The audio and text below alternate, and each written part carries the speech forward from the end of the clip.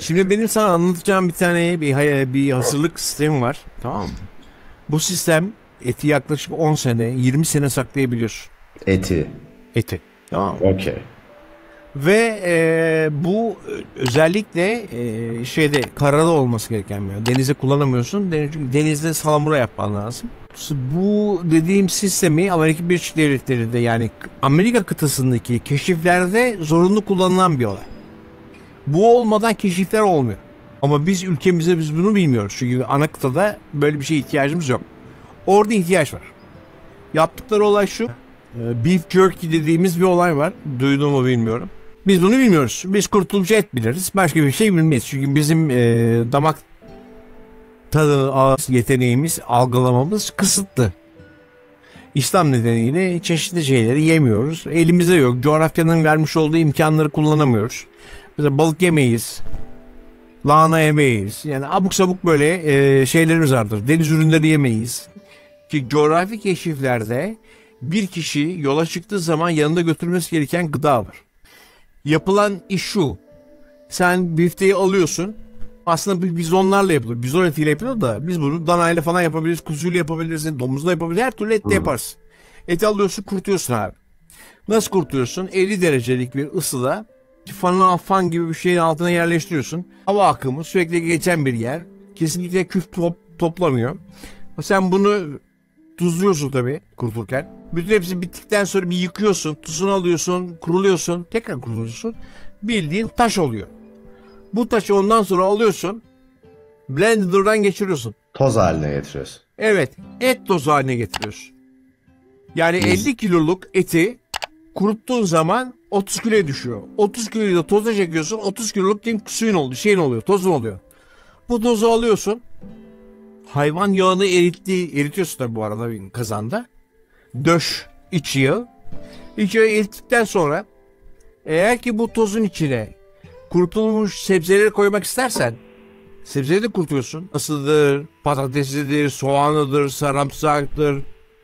Hatta elma, armut, C vitamini olan portakalıdır, limonudur, üzümüdür. Bunların hepsini toz haline getiriyorsun. Hepsi toz. Tuzunu Buradaki koyuyorsun. ucu 50 derece galiba. Ve 50-60 derecelik. Kurutuyorsun, sonuçta öyle bir noktaya geliyor ki bakteri ürememesi gerekiyor ve havanın sürekli sirkülasyon. Ne yapabilirsin? Odun yakabilirsin, meşe odunu yakabilirsin, koku verir, tat verir. Her şey yapabilirsin. Ben temelini anlatıyorum. Bütün yaptıklarını blenderdan geçirdiğin zaman senin elinde sebzesi, meyvesi, bütün hepsi dahil toz kalıyor. Bunların hepsini harmanlıyorsun. İç yağını, sıvı iç yağını bunun içine karıştırıyorsun. Bundan bir hamur yapıyorsun. Hamur tepsiye koyuyorsun abi. Dolaba yerleştiriyorsun. Dolapta o donuyor. Donduktan sonra çıkartıyorsun. Ters çeviriyorsun. Yağlı kağıdın üzerinde senin üstünde böyle kalıp dikdörtgen atıyorum 1 metreye 80 santimlik bir şey diyor blok düşün. Şu kalınlıkta tepsinin kalınlığında et ve sebze karışımı oluyor. Bunu alıyorsun kesiyorsun abicim. İstersen hepsini kesiyorsun. Ya da bunu 4'e 5'e bölüyorsun. Mumlu kağıda sarıyorsun. Düğümlüyorsun ha. İstersen parafine sokup çıkartırsın. İster sokmazsın. Parafine koyup çıkartırsan 10 sene bu sebzeyi saklıyorsun fazla. 10 sene. Tamam, parafine koyuyorsun. Daha güzel bir şey yapıyorsun. Dolduruyorsun bütün hepsini. Kavanozun içine. Kavanoz kaynatılmış bir tencerenin içinde kaynıyor. Düdüklü tencerenin içinde kaynarken. Kapaklarını kapatıyorsun. Steril vaziyette. Düdüklü tencerenin içinde bunu da bir kere daha bir kaynatıyorsun. Aldın sana konserve. Kavanozu aldın abi. Bağladın. 20 sene boyunca bozulmadan kullanabiliyorsun. Ağzını açtığın zaman 4-5 ay içinde tüketmen lazım. Ne yapıyorsun? 5 ay mı? Alıyorsun bunu çiğne yiyorsun. Bir kalıbını çiğnediğin zaman yaklaşık olarak sen 2 tane biftek yemiş oluyorsun. Sen böyle bir şey duydun mu? Türkiye tarihinde böyle bir şey duydun mu? Osmanlı tarihinde böyle bir şey duydun mu? Duyamazsın. Ama Moğollar ne yapıyor? Moğollarda buna benzer şeyler var. Oturdukları eğerin altında et koyuyorlar. Atın teriyle, atın teri çünkü tamamen tuz. Atın teriyle beraber o et kür yani şey oluyor. Hazır oluyor. O eti adam tüketiyor. Kımız içiyor. Bol miktarda. Onlarda yoğurt yoktur. Kefir vardır. Kefir kullanıyor. Ve ortaya çıkan bir gerçek var. Orta Asya'dan gelen askerler, Cengiz'in askerleri yerleşik düzen tahıl, yerleşik düzende yaşayan bütün toplumların ordularından çok daha sağlıklı. Dişlerinde problem yok. Adamlar güçlü, kuvvetli. Oklarıyla, yaylarıyla çektiği zaman çatırt diye vurabiliyor. Çok daha güçlü bir şekilde çekebiliyor. Avrupa'da, yani kıtada yerleşik düzende bulunan şehirlerdeki insanların hepsinin sağlıksız olduğunu çok iyi biliyor. Diş çürüklerini biliyoruz. Onların ısınları biliyoruz. Cengiz'in ordusunda böyle bir şey yok. Moğollar geliyor. Türk-Moğol karışımı. Ezip geçiyorlar. Şimdi bize de felakete hazırlık. Felakete hazırlık. Alıyorlar. Felakete hazırlık. Sen ne yaptın? Ne hazırladın? Gıdan olmazsa hiçbir şey yapamazsın abi. İstediğin kadar alet al. İstediğin kadar bütün kulağından, koltuk altından, jenitallerinden telsiz anteni çıksın. Dünyanın en büyük antenine sahip ol. Abi açlıktan ölüyorum. Bir bardak su verir misin diyebilirsin. Başka diyebileceğim bir şey yok. Kimse de kalkıp gelip seni bulup su vermese. Dün onu düşündüm, biliyor musun abi? İki çeşit var, iki yol var burada aslında. Temiz bir yol, biri kirli bir yol. Şimdi insanlar hazırlıkta işte toplar alıyor, tüfekler alıyor, silahlar alıyor, telsizler alıyor, yataklar alıyor falan. Ama yeterince gıda yok. Neye dönüşecek bu adam? Bir fırsatını bulduğunda aslında yağmacıya dönüşecek. Yağma. Evet. Çok pis. Adam silaha sahipse yağma. Yani hangi tür silahın kullanılması gerektiğini, alınması gerektiğini söylemeyeceğim. Bu tip iş için yani spesifik olarak senin kendi silahının özellikleri olması lazım. Senin böyle afet montuyla bakıyorsun. Ama yağmacı olacak bunların hepsi. Tabii, çünkü yeterince gıdası yok. Ve bir noktadan sonra korteks devreye girecek. Artık bir hayvansın abicim. Bulduğunu öldüreceksin ve insan yiyeceksin. Ya yiyeceksin ya açlıktan öleceksin. Bunu hatırla, yani umarım böyle bir şey yaşamazsın ama sonu bu yere gider. Sonu budur abi bu işin. Nereye kadar sen gıda hazırlayacaksın? Yanında taşınabilir gıdan ve suyun olması lazım. Çünkü sen artık göçe tabisin. Orada eşek gibi oradalık bekleyemezsin. Ben burada haline getirmeyi ben burada bekleyeceğim. Sevdiklerim göçük altında. Göçük altındaki insanlar bir noktadan sonra öldükten sonra ne yapacaksın? Eğer orada kalmaya devam edersen yok olmaya mahkumsun. Ne yapacaksın? Alacaksın çantanı, yürüyerek gideceksin. Nereye gideceksin? En yakın yerleşim bölgesinden daha uzağa bir yere gideceksin ki birikmiş olan insanların yaratmış olduğu kargaşanın içinden kendini uzak tutman lazım. Günde 30 kilometre yürüyeceksin. Sırtında sadece bir sırt çantası var. Yanında eldivenin var, çakın var. Silahını gösteremezsin. Başın belaya girer. Ne yapacaksın? Suyun olması lazım. Gıdanın yanında götürmen lazım. Gıdası, lojistiği olmayan ordular yok olmaya mahkumdur. Lojistiği olmayan afetzedeler yok olmaya mahkumdur. Ya bu kadar basit. İstediğin kadar telsizin olsun. İstediğin kadar elbisen olsun. Ayakkabın dünyanın en kaliteli ayakkabı yiyemezsin abi. Plastik bir şey. Hayvan derisinden yapılsa, kösel olsa en azından kaynatır ya suyunu içersin. Değil mi? Kurtuluş Savaşı'nda askerlerimiz ne yaptı? Kendi botlarını yedi. Açlıkla. Doğadaki mantar bulur toplar yerim. Mantar bulur yersin ölürsün abi. Net. Zehirlenirsin. Zehirlenirsin. Yani kurtuluş yok. Ağaçlarla meyve toplar. Ulan senin gibi en azından 30 bin tane adam var arkamdan gelen. 30 bin kişi yürüyor aynı anda. Bir kere gökyüzündeki yıldızları okumasını bileceksin. Kuzeyini, güneyini, doğunu bileceksin. Coğrafyayı bileceksin. Coğrafya. Coğrafya bilgisini olmayan insan da yok olmaya mahkumdur. Çünkü sahaya girdiğin zaman coğrafya seni kurtaracak. Coğrafya bilgin. Rüzgar nereden geliyor? Nerede ben tuzumu veririm? Tuzun yoksa ölürsün. Bak, tuzun yoksa ölürsün. Tuz kadar önemli bir şey yok. Ve dünyada insanlığın ilerlemesini sağlayan tuz olmuş. Fransız ihtilalinin çıkma sebeplerinden bir tanesi tuzdur. Geçen attın bana kitabı. Demin karşıma çıktı tekrar. Dur, nerede? Tuz üzerinden dünya tarihi. Mark Lansky. Mutlaka seni okuman lazım. Her insanın okuması lazım çünkü çok cahiliz. Acayip derece cahiliz. Abi bu şey çok hoşuma gitti ya. Yani bizim zaten en büyük sıkıntımız o sırt et alamıyoruz abi. Et alamıyoruz. Paramız yok. Ne yapacaksın şimdi? Sen söyle. Nasıl hazırlayacaksın? Adamlı insanda et alamıyorlar abi evlerine. Bütün toplumu fakir fukara et. Dolar şu anda 40'a dayandı. Nas. Gördüm, Faiz şu anda %50'nin üstüne çıktı. Mevduat faiz. Nas. Aha gördük nasıl. Nas. Nah oldu. Nah ekonomisi oldu. Demek ki dindeki yanlışları sürdürdüğün takdirde yok olmaya mahkumuz. Bir şey soracağım abi. Çok aptalca bir soru ama bu suyu konsantre haline getirmenin bir yolu var mı? Tabii alkol hapı gibi bir şey bu. Hapı atıyorsun, kafa yapıyorsun. Bırak hapı. Abi öyle bir şey olur mu ya? Gözünü seveyim. Yok olur abi. Su konsantrasyonu yapamazsın. Suyu sadece yani şöyle şeyler yapılıyor. Yüksek basınçta, çok yüksek bir basınçta ani soğutmayla ısı derecesi farkıyla bir ısı bir sıcak veriyorsun, bir soğuk veriyorsun. Moleküler düzeyde suyun buharlaşmasını sağlıyorsun. Elma senin elinde bir elma gibi duruyor. Hmm. 40 sene boyunca o elma o pozisyonda durur ve kütlenmez. Çünkü moleküler olarak molekül yapısının içinden H2O'yu çıkartmışsınız. Yere düşer, tuzla buz olur, cam gibi kırılır. Ama eline alıp bir ısırırsan kırılmaz. Ağzındaki, senin vücudundaki tükürükle beraber tekrar elma formuna gelir. Etmiyor. Uzaya gönderilen astronotların yanlarında götürdükleri dondurmalar dahi bu dediğim teknikle liyofilizan dedi, yanılmıyorsam bu şekilde telaffuz ediliyor. Bu teknikle yapılır.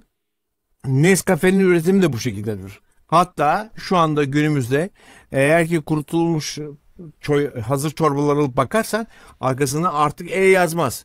Önceden E vardı. Katkı malzemeleriyle küflenmeyi falan durdururlar. Şimdi söylediğim sistemi kullanıyorlar. Artık çorbalar arkasında baktığın zaman katkı malzemesi yok. Peki bir serum hani takıyorlar ya şekerli su.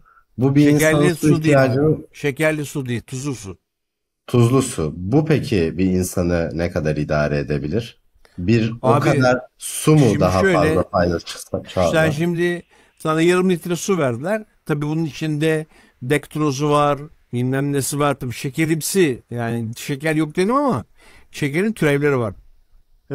Attım İçinde ben tuz var. yani serum Tuz mu? var. Bak içinde tuz var, şeker var. Bunlar direkt damar yolundan verildiği zaman sen 5 litre su içmiş kadar oluyorsun. Yarım litresini ver damardan verdikleri zaman. Hı hı. Çünkü bu suyun tamamının vücuda girmesi senin böbreklerinin vasıtasıyla oluyor. Gelemeyeceğine göre damardan su veriyor.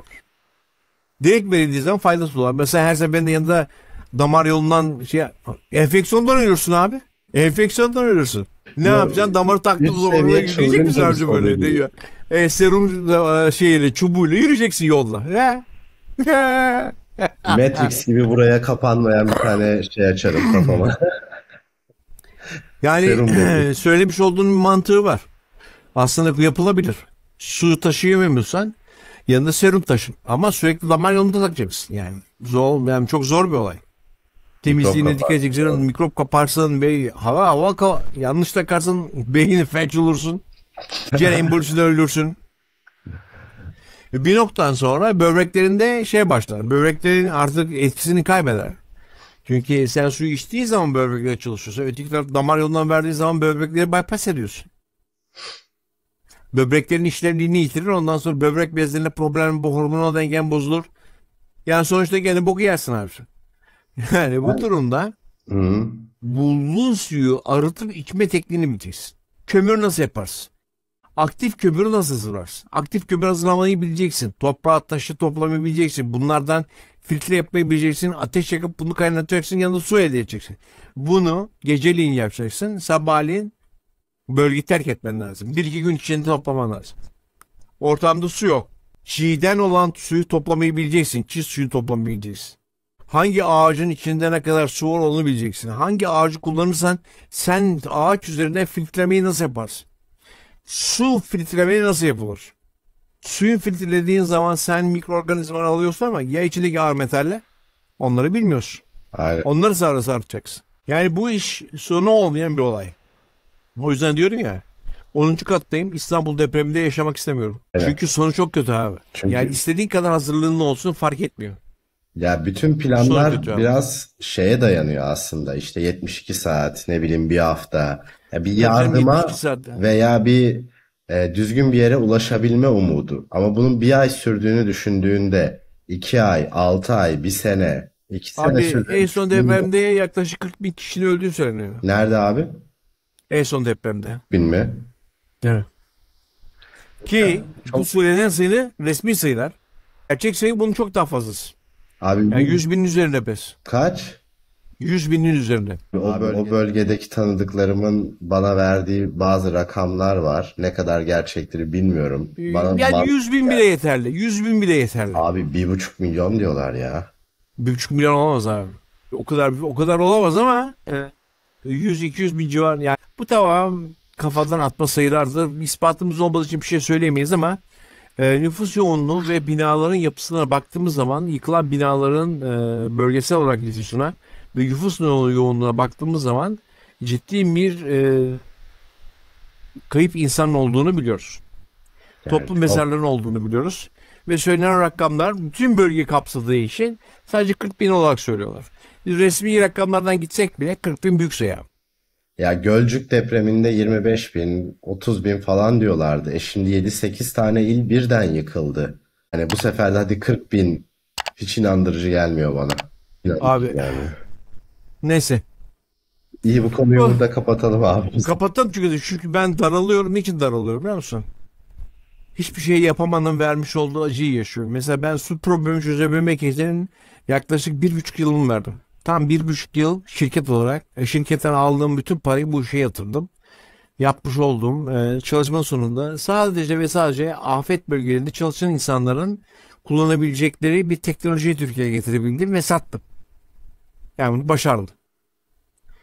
İleri ozmoz dediğimiz bir teknolojiyle yaptık biz bunu. İleri ozmozun özelliği böyle seramik gibi bir özel bir filtre. Fakat özelliği şu: bir virüs bu filtrenin deliğinin yanına geldiği zaman bir filin toplu iğne deliğinin yanında durduğu kadar bir ebada sahip. Yani ağır metaller dahil olmak üzere her şeyi artıyorsun. Arkadaşına işe kardeşim diyorsun. Adam içine işiyor. Sen sırtına takıyorsun. Günde 3 litre içilecek su üretiyordum ben. Bu hala satışta mı abi? Zannetmiyorum. Fakat bunun formülü bende. Kimyasal formülü. Evet. Bu filtre yapıldığı takdirde elimdeki bu formülle ben 1500 kilokalori enerji içeceği üretebiliyorum ve içinde tuz da var. Kaybetmiş olduğum bütün mineraller var ve sen bunu sırtına taşıyorsun. Hatta bunun özel torbaları var. Torbalarla yapılan bir sistem. Bu torbaları da topluyorsun. Bu Katarina kasırgasında Haiti'de kullanılan malzeme bu. Torbaların hepsine ağır metalin içine atıyorsun. Ağır metal karışık sanayi suyun içine atıyorsun. Slushu. De Red Bull var. Pipeti takıyorsun, içiyorsun. Bunu getirdim. Ve ben Fethullah Gülen cemaati yüzünden bunların hiçbirini Türkiye'de biz know-how olarak getiremedik. Çünkü ölüm istiyor. Yani Düzen kapak değişirse olsun. bunların hayata geçme olasılığı var o zaman. Var. Ben aslında şöyle söyleyeyim. Yaptığım çalışmada en büyük hayallerden bir tanesi bunları tekrar sokabilmek. Bu Tekrar- kısımları yayınlayabilecek miyim? Tabii bunları yayınlarsın. Şöyle ki yayınlarsın. Ya bunda sıkıntı yok. Benim amacım en büyük ülkelerinden bir tanesi karar mekanizmasına yakın olarak bunları anlatabilmek. Bu benim en büyük rüyam, hayalim. Niye? Çünkü kraldan fazla kralsının olduğu bir yerde uçmaz bülük uçurur pozisyonunda olan bir düzenekte insanlar cahil oldukları için doğru bilgiyi karar mercilerine ulaştıramıyoruz. Tercümanlığın vermiş olduğu bir avantajla uluslararası düzeyde Cumhurbaşkanlığı seviyesinde, Başbakanlık seviyesinde, Sayıştay, Danıştay, Anayasa Mahkemesi düzeyindeki bütün yöneticilerle ben birebir temas haline girdim. Tercümanlıklarını yaptım, ardıl tercümanlık yaptım ve şunu gördüm. Çok zeki insanlar, çok zeki insanlar. Hiç bizim böyle gördüğümüz gibi angut değiller. Acayip zekiler. Fakat zeka seviyesi, yani organigramda baktığın zaman organizasyonda yukarıdan aşağı doğru eğildikçe zeka seviyesi azalıyor ve öküzlük katsayısı artıyor. Yukarısı talimat verip aşağısının uygulamasını beklerken her şey zaten geçmiş oluyor.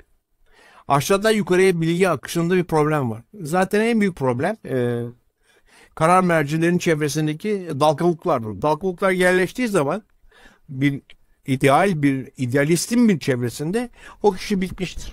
Yani yaklaşık 5 sene içinde sararlar. Örümcek gibi de sararlar. Kendi çıkar için ülkesi satan insan bunlar. Örümcek gibi sararlar. Dışarıdan gelen bilgi de filtreler. İçerideki adam izole olur. Ne oldu Cumhurbaşkanımızın başına ne geldi? 8 tane askeri yaveri vardı. 8'i FETÖ'cüydü. Yani O tuvaletteki kadar. çıkarttığı gazı dahi kaydetmiş herifler ya. Adam elektronik temizlik yapıyor. Temizliğin başındaki adam FETÖ'cü. Çıkartıyor böceği. Temizlik bittikten sonra geri takıyor. Ya böyle bir saçma bir şey olur mu abi? Ya bu adamlar gerçekten vatan haini ya. Bunlar vatan haini, vatan. Şunu da iddia ederek söylüyorum. Osmanlı'nın ilk kurulduğu gününden günümüze kadar geçen bütün vatan hainlerin tamamı din eksenlidir. Din iltisaklı terör örgütleri ya da ayaklanmalar dahil olmak üzere cemaatlerdir. Din eksenli. Hiçbir zaman ben dünya tarihinde ateistlerin ayaklandığını veya travestilerin ayaklandığını ya da pornografiyi sevenlerin ayaklanarak insanları biz seks istiyoruz diye kestiklerini, yaktıklarını duymadım. Ama biz bunu nerede görüyoruz? Kendi bulunduğumuz coğrafyada İslam dininde ne görüyoruz? Bütün herkesi kestiler. Hayırlı cumalar diye bir içeri giriyorlar. Çıktıkları zaman insanları yakıyorlar, kesiyorlar. Din için yapıyorlar. Sen hep söylediğim bir olaydır. Taksim Meydanı'nda şeriat isteriz diye gezenler var. Sen hiç gördün mü? Ellerinde dildolarla ortaya çıkmış pornografi sevenlerin biz seks istiyoruz, dildolar havalı böyle saldıklarını gördün mü? Bir İnsanlara kere saldırdıklarını gördün mü? pornoma dokunma diye bir yürüyüş olmuş. Pornoma ya kardeşim sen benim cinsel hayatıma ne karışıyorsun? Karışamaz. Yok karışırım. Yakıyorlar sonra. Öteki seks yapan senin cinsel hayatına karışıyor mu? Karışmıyor. Yani demek istediğim olay zeka seviyesi düştükçe ilkel içgüdülerle yaşarsın. Yukarıdaki adamlar çok zeki. Acayip zeki insanlar. Yani normal insan değil onlar. Onlar çan eğrisine en sandık insanlar. Çan eğrisinin sonuna doğru geldikçe sen devletin açığında böyle yayılıyorsun hacım. Sonra gidersin bir tane adamın elini öpersin. Kıçını yalarsın. Yani görüyoruz hani. Kendine iyi bak abi. Teşekkür ediyorum. Ağzına Öpüyorum sağlık. abicim.